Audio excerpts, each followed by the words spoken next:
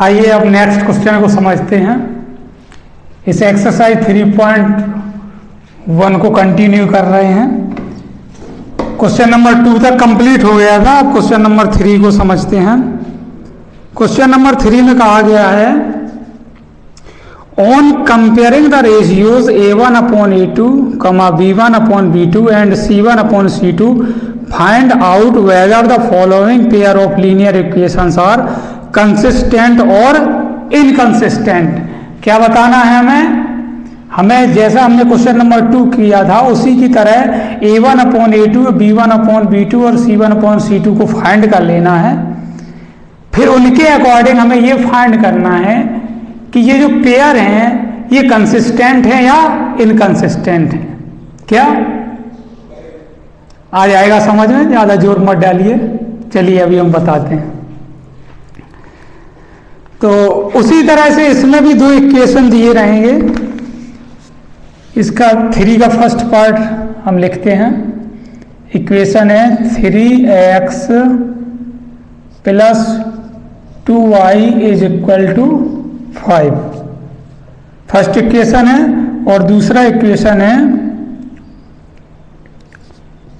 2x - 3y = 7।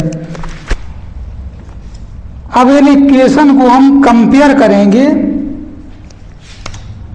उसी तरह से A1x + B1y = C1, या C1 को इस साइड लाएंगे तो माइनस का हो जाएगा। ठीक है।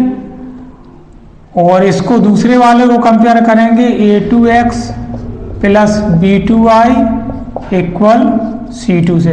तो यहाँ इसको कंपेयर किया तो A1 की वैल्यू 3 मिली और यहाँ दूसरे वाले को कंपेयर किया तो A2 की वैल्यू कितनी मिली?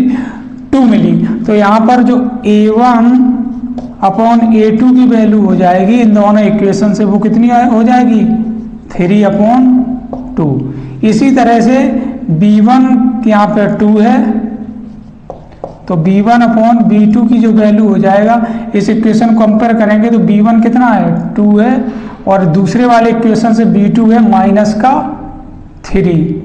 -3 है काय का माइनस का।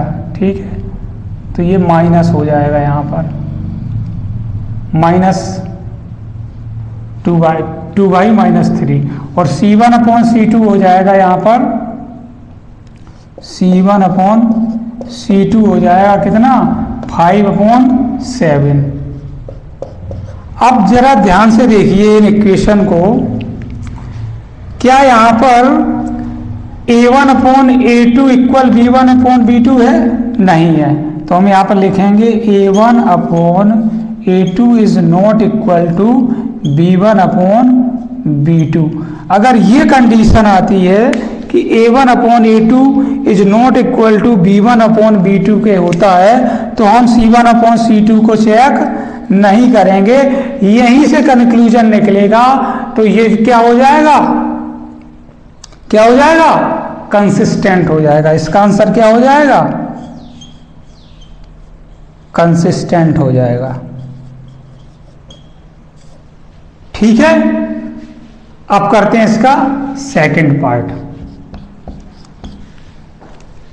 इसके सेकंड पार्ट में भी 2 इक्वेशन इसी तरह से दिए गए हैं। इक्वेशन है 2x - 3y = 8 और दूसरा इक्वेशन है 4x - 6y = 9। अब इसको भी हम कंपेयर करेंगे उसी तरह से। तो यहाँ से हम डायरेक्ट वैल्यू लिखेंगे इन दोनों इक्वेशन से। A1/A2 कितना हो जाएगा? कितना हो जाएगा? एनीबॉडी? A1 यहाँ से 2 और A2 कितना? 4। तो A1/A2 कितना आ गया? 2/4। सिमिलरली यहाँ से B1/B2 फाइंड कर लेंगे। B1/B2 कितना हो जाएगा, -3/-6 हो जाएगा। और C1/C2 कितना हो जाएगा, 8/9 हो जाएगा। अच्छा, अब इन दोनों इक्वेशन को देखिए, ये 2/4 है, इस 2/4 को हम थोड़ा सा सिंप्लीफाई कर लें, अगर यहाँ पर अगर इसको सिंप्लीफाई कर लें तो यहाँ पर हो जाएगा A1/A2 जो होगा, A2 होगा वो हो जाएगा 1/2 आ जाएगा यहाँ पर, ठीक है। 2 1 जा 2, 2 2 जा 4।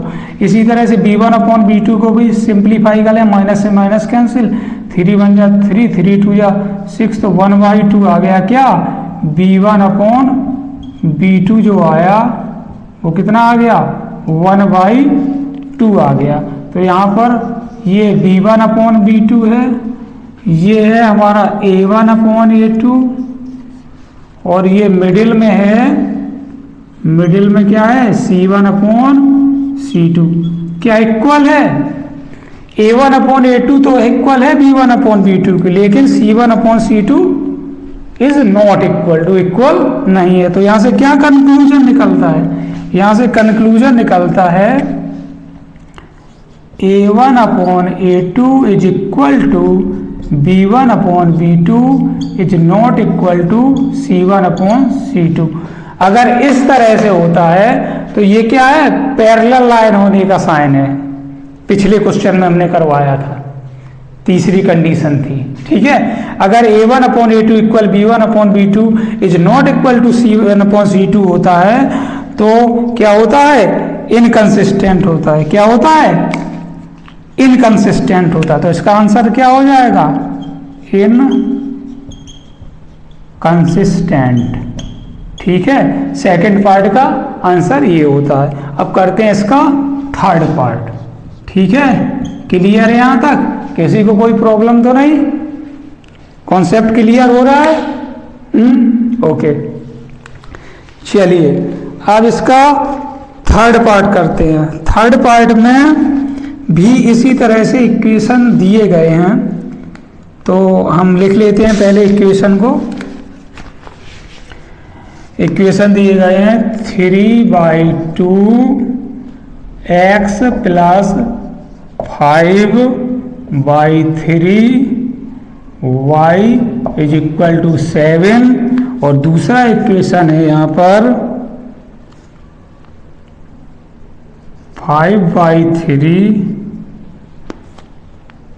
3/2 अब प्लस 5/3y इक्वल 7, और दूसरा वाला इक्वेशन है 9x minus 10y equal 14, 9x minus 10y is equal to 14। इन दोनों इक्वेशन को भी उसी तरह से सॉल्व करेंगे और फाइंड करेंगे कंसिस्टेंट है कि इनकंसिस्टेंट है, ठीक है। क्लियर है।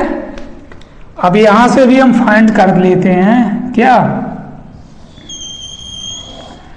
A1/A2 और B1/B2 और C1/C2। तो लिखिए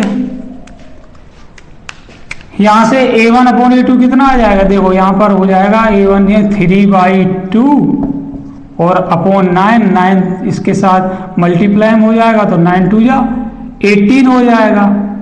कितना हो जाएगा, 3/18 हो जाएगा, ठीक है। B1/B2 5/3 है, तो यहाँ पर 5/3 हो जाएगा, और माइनस का 10 30 हो जाएगा, तो 5/,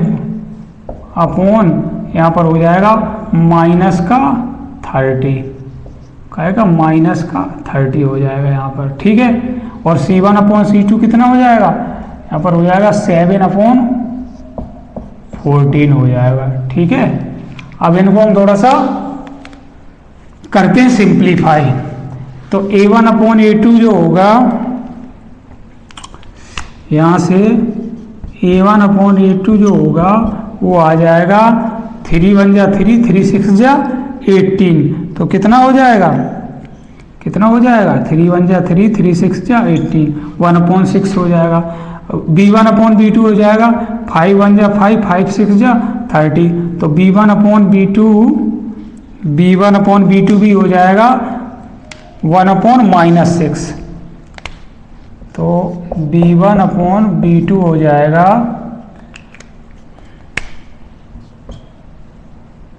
-1 अपॉन 6, और C1 अपॉन C2 कितना हो जाएगा, C1 अपॉन C2 जो होगा वो हो जाएगा 1 अपॉन 2। कैसे, ये जो 7 1 जा 7, 7 2 जा 14, तो हो जाएगा ये 1/2 हो जाएगा। देखिए यहाँ से कंक्लूजन निकलता है A1 अपॉन A2 है 1 अपॉन 6, और B1 अपॉन B2 1 अपॉन 6 तो है, लेकिन माइनस का 1 अपॉन 6 है, इसलिए इसको इक्वल नहीं कह सकते हैं, ठीक है।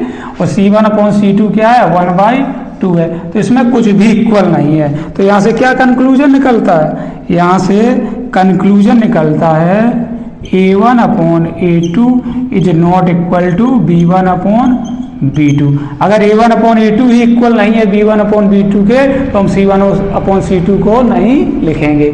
तो यहाँ से क्या कंक्लूजन निकलता है, ये क्या होगा, कंसिस्टेंट होगा कि इनकंसिस्टेंट होगा, तो ये होगा कंसिस्टेंट। तो इसका आंसर क्या हो जाएगा, कंसिस्टेंट हो जाएगा, कंसिस्टेंट हो जाएगा, ठीक है। ये सेकंड पार्ट भी हो गया। देखिए